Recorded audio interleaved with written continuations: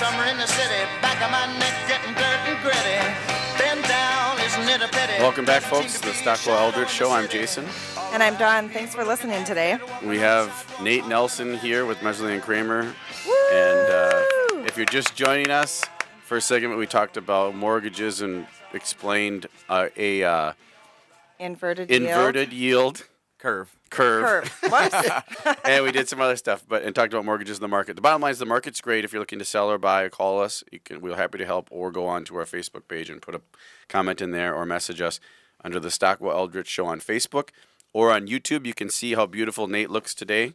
I don't know if beautiful is the right word, but how handsome Nate looks today. Handsome. Just to be clear, Yes. I dressed up for Dawn. Oh, that's And nice. that's under the Stockwell Eldridge Show on YouTube, or you can call 651-400-0773, 651-400-0773.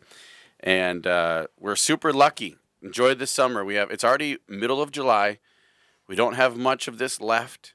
Get out there, get on the boat, get on the water, go biking, go golfing, do something, because when it comes to be late October, and you're going to wish that you did more in the summer. And we have such a short window, and it's just so nice out lately, and it's so warm and hot. And I know it's humid and all that, but it's such a good time to get out and do something and enjoy it. So we're very lucky, I think, so far. A lot of people are. So I feel lucky every day, Jason. do you? That's good. Yeah. It's a good attitude to have. Yes. What does the traffic do for you guys? For me to get into my office downtown is absolutely a war zone right now, with construction, with Nicollet being converted. Yes. They're redoing our building, so you can't even get away from it when you get there.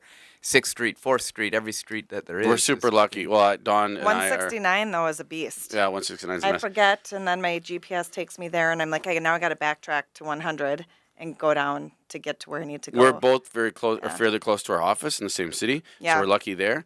But you definitely have to schedule your appointments and showings around basically the all of the construction. 10 a.m. to about like 1:30 is when you kind of want to.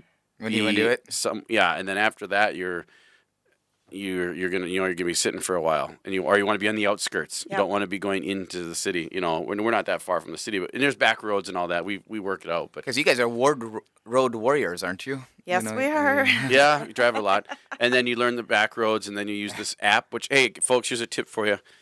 It's called Waze, WAYZ.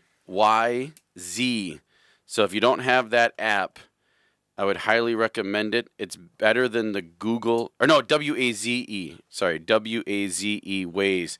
So basically, I think it's better than the Google even for mapping and getting you places. And it utilizes community. So if someone posts, hey, stay off this, it'll tell you. It'll also use satellite technology, and it also warns you of speed traps. There's a ton of speed traps out there lately for speeding and speeders, so be cautious of that as well. Most of us don't speed, but those of you that do, just be cautious. I don't think anybody speeds, right? I don't think we can. The roads are so congested. Yeah, that's true. Yeah. It tells the speeding down. I was showing downtown Minneapolis condos to a great friend of mine, and it was very interesting trying to get around to the different buildings, because we were starting at one end of downtown and going to the other, and it was like, okay, well, we're not going that way. We're going to turn around and go the other way, and Yep. it's kind of fun. So I was with clients last night in Savage, and I got to thinking, and this will tie into Nate's a question we have for Nate about leaving the state, staying in the state, coming back to the state. We call them snowbirds. That's when you're a little older. Usually it happens. Maybe you go to settle in Arizona or Florida and then have a residence here as well. But Minnesota's actually, I think, pretty lucky when it comes to surrounding states, meaning Wisconsin, Iowa, maybe South Dakota, probably North Dakota, because a lot of young people that come from rural parts of those states seem to flock and come to the Twin Cities metro in their working years, or college years, or starting out working years. Because I have so many people that are like, oh, I'm from Iowa, I'm from Iowa, I'm from Iowa, I'm from Iowa, I'm from Iowa. And they're all up here working, but it's close enough they can go back and visit their parents in Iowa. There just isn't enough business in Iowa to support it, so they come up here to the Twin Cities. So I think we're lucky on that end of the young group supporting it. But when you get older and then you buy a place in Arizona or Florida and you reside there for 6 months and a day, is that the rule? 184 days not here. Not here.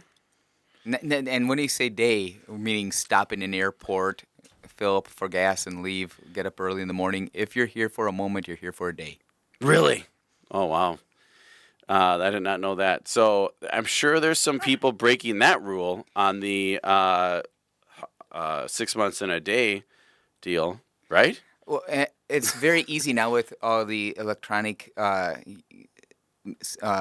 Surveillance, if you will, right? right, and credit cards, and just our dependence on emails and YouTube and stuff like the social media apps. Where is somebody on a Facebook picture? But the short story is you can't be here for 184 days. But even then, whether or not any state will take you, it's just getting Minnesota to give us up. Okay. Oh, So and Minnesota's fighting harder on this. It sounds like late in recent years. very much so. They've Really? hired a whole bunch of new revenue agents, and candidly, will probably all do better as they gain more experience. But the short point is, any state will take you, will still chase you down, hunt you down, and once we get out of 184 days, we still want to see that you're in your new location more than you're in Minnesota, and you'd still want to just safe, audit-proof, close the file kind of a deal. So you'd want your Florida or Arizona home to be more expensive than your Minnesota home if you're going to have a home. Oh, you don't want to have $1 million property here and then a $200,000 condo in Arizona or Florida. Right, that's going to be something that's going to spike further review Got it. and inspection. But there have been a couple changes recently to the Minnesota legislature put in with respect to snowbirds. I would do estate planning. We would do a will for somebody here because now they're thinking of, it's that time of life, how to reshuffle the deck if they were to be gone. And then I'd find out they also want to leave Minnesota and go to Florida or Arizona. Both states don't have a death tax. Florida's even better because it doesn't have an income tax either. Minnesota does have an estate tax. So what I would do, they would trust their professionals up here. I draft the will, and then we would have it reviewed and maybe even further modified by actual Florida or Arizona council. They would meet with the Florida or Arizona council just to establish the domicile that they're truly engaging in professionals down in Arizona or Florida. And what that did was it really increased the cost. So the rule is you had to do that, or now you don't? That would be a factor. There's like a 20-factor, maybe Oh, a got it. 26-factor Okay. test, and if you still keep your same attorneys, but since we make the rules, we changed that one, and that got codified this year, where taxpayers, advisors, attorney, investment advisor, or CPA can still be a Minnesota advisor, and we don't have to play that. Where you have to get a secondary opinion or Get something a secondary like that. opinion Okay. or a secondary contact in that other state. But still, again, bigger house there than here, more time there than here. However you celebrate the holidays, you have in the big special 50th anniversary or whatnot, the family meetings are there, not here. Where people get in trouble is grandkids.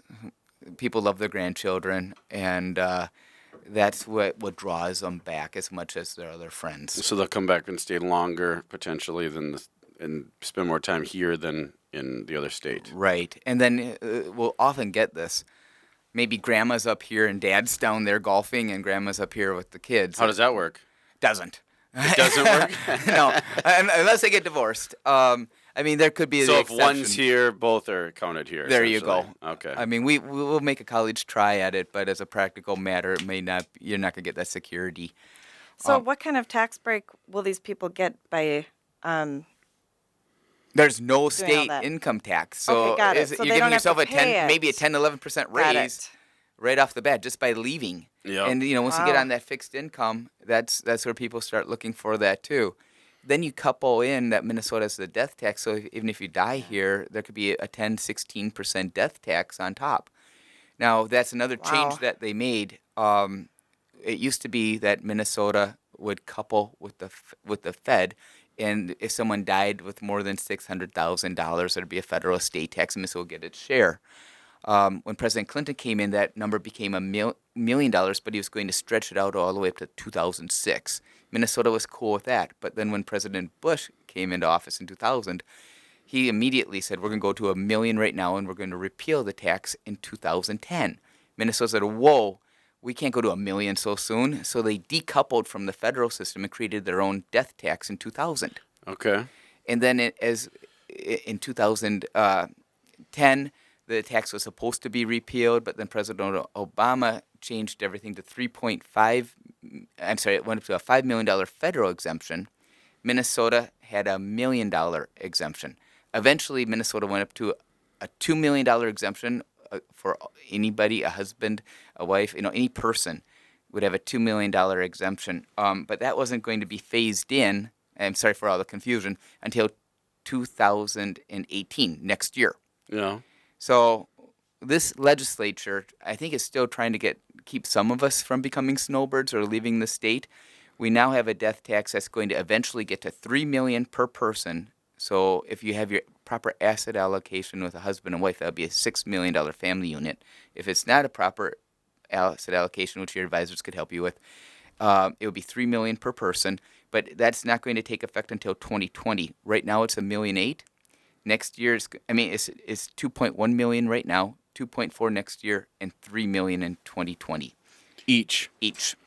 The federal, by the way, is $5,550,000 or $5,450,000, and that can be coupled with a wife to get to almost $11 million.